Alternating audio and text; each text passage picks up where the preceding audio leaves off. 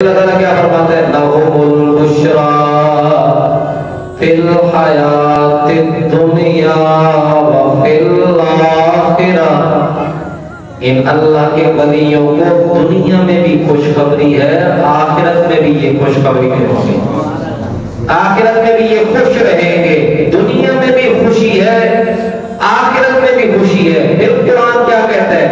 لا تبدیل لکلمات اللہ۔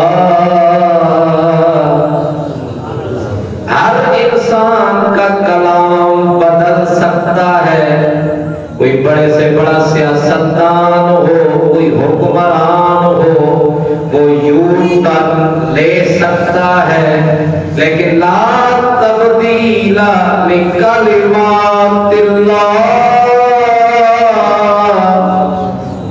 رب جو فرماتا ہے پھر اسی پہ قائم رہ جاتا ہے، وہ اپنے کلام کو تبدیل نہیں فرماتا ہے، اور جو اس میں تبدیلی کرنے کی کوشش میں جاتا ہے وہ ہمیشہ کے لیے برباد ہو جاتا ہے۔ اس لیے رب کا قرآن فرماتا ہے، آگے کیا ہے؟ ذَلِكَ هُوَ الْفَوْزُ الْعَظِيمُ۔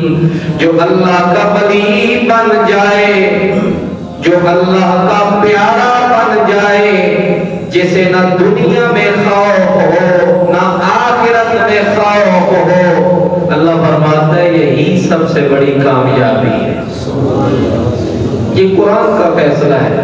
تو بندہ بندے کے برابر نہیں ہے، اور یہ بھی یاد رکھے، میں نے آپ کو بتایا جتنی چیزیں رب نے پیدا فرمائی، کوئی نہ کوئی چیز دوسری چیز سے ممتاز ہے، کیونکہ اس کے پیچھے کوئی نہ کوئی برکت ہے۔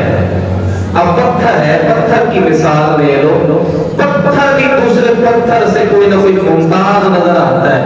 عام پتھر اٹھاؤ، اب اسے کہیں یہ برکت والا ہے، نہیں، نہ اسے وہ ہاتھ لگاتا ہے، نہ اسے کوئی چومتا ہے، نہ ماتھے پہ لگاتا ہے، لیکن دوسری طرف احد پہاڑ کا پتھر ہے، حضور فرماتے ہیں یہ مجھ سے پیار کرتا ہے، محمد عربی اس سے پیار کرتا ہے، سبحان اللہ۔